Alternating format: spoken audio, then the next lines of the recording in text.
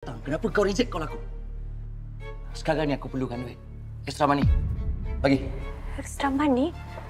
What do you mean by extra money? Kau duit belanja anak pun tak bagi. Kau nak duit apa lagi? Tak cukup. Kau dah lupa ke? Hilang ingatan? Apa benda dalam agreement tu? Kau kena bagi aku duit tiap bulan. Kau kena bagi aku duit tiap kali aku perlukan. Sekarang ni aku perlukan duit. Bagi. Gila. Kau dah gila ke tak? Gila tak gila sekarang ni. Kau nak bagi ke tak nak? Kalau kau tak nak bagi, simple je.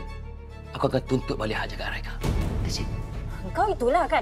Kalau kau nak duit ke, kau nak benda ke, mulalah kau fikir pasal anak. Kau ingat apa? Budak tu barang dagangan kau ke apa? Sekarang nak bagi tak nak? Kalau kau tak nak bagi, senang je. Kau akan datang tiap-tiap hari.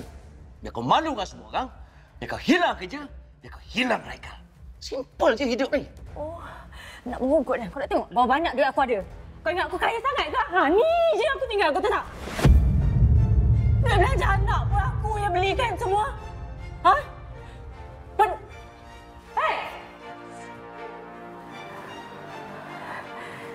Masih ada jantan tak kata malu dah kau ni.